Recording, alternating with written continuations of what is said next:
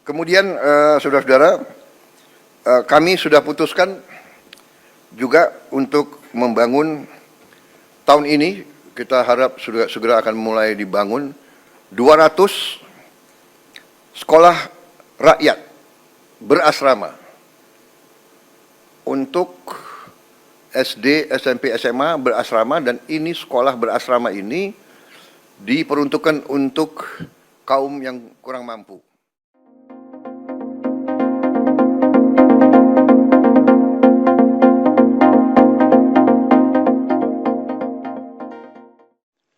Jadi kita dengan ini kita hendak memutus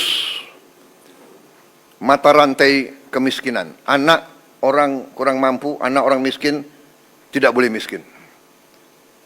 Katakanlah bapaknya sekarang pekerjaannya sangat sederhana, dia umpamanya tukang pemulung, anak dan cucunya tukang pemulung tidak boleh jadi tukang pemulung. Dia harus kita berdayakan. Ini rencana kita, dan kita akan bangun tahun ini 200 sekolah berasrama tersebut. Satu sekolah akan terdiri, kita harapkan 1.000 murid.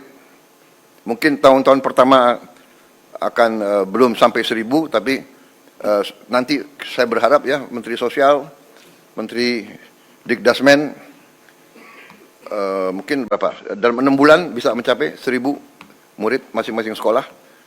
Bisa? Hah? Tahun 4? Tahun depan? Tahun depan ya? Tanggal berapa? Coba dicatat. Loh, ini harus bertanggung jawab itu, ya. Rakyat minta hasil yang cepat, saudara-saudara. Ya, ini sangat penting, dan yang akan segera kita resmikan 53.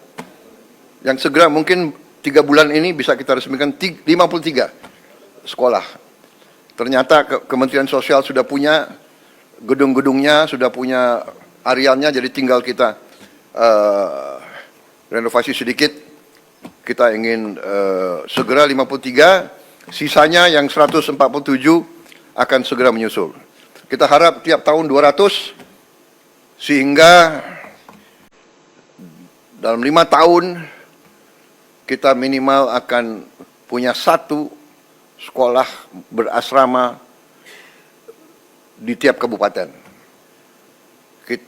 Dan itu harus di tempat-tempat di mana terdapat kantong-kantong kemiskinan. Kita ingin memutus rantai kemiskinan.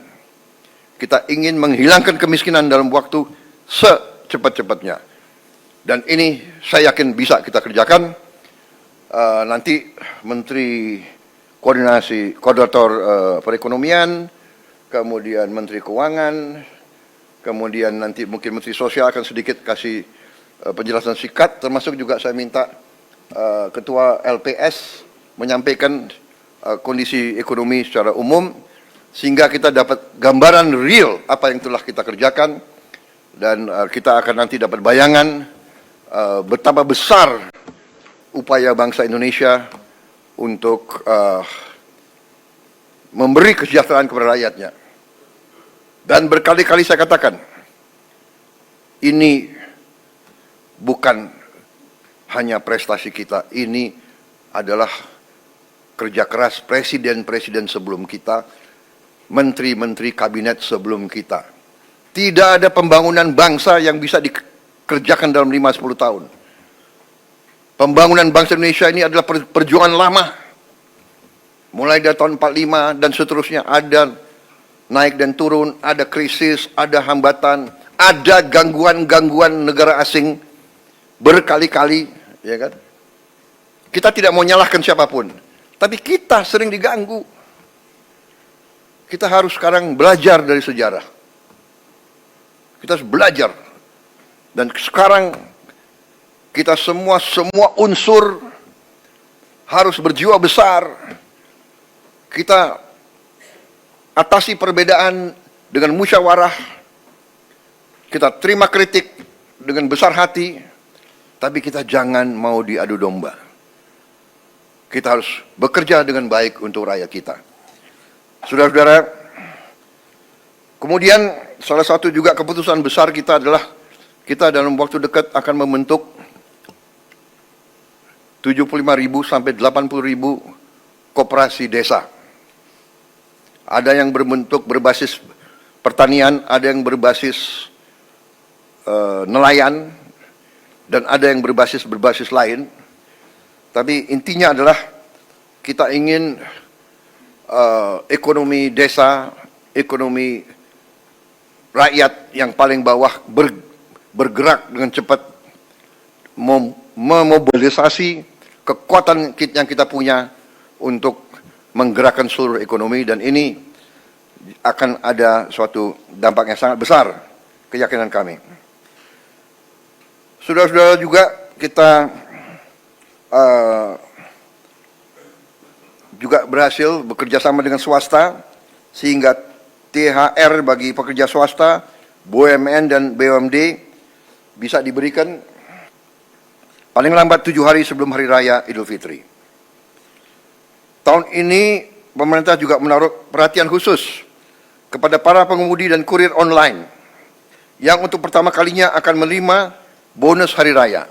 Ini karena kerjasama juga dengan pengusaha-pengusaha swasta.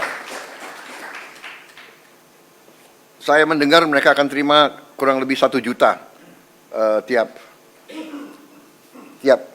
pekerja, demikian. Tapi saya menghimbau pengusaha swastanya, kalau bisa ya ditambahlah. Ini menghimbau, ya kan? Kalau menghimbau kan boleh, tidak ada paksaan kan? Tapi kalau presiden menghimbau ya. Menghimbau. Ini wartawan ya, terus garis bawahi itu. Karena pengusaha harus tahu, kalau masa yang bagus dia untung, ya dia juga harus memperhatikan para pekerjanya, ya kan? Justru para pekerja ini yang memberi keuntungan bagi dia. Juga THR dan gaji ke-13 bagi 9,4 juta aparatur negara. Ini sudah kita umumkan. Saudara-saudara, juga untuk membantu masyarakat, kita berhasil untuk menurunkan harga tiket pesawat dalam negeri mencapai 13% penurunan. Ini berlaku untuk periode penerbangan 24 Maret 2025 sampai 7 April 2025.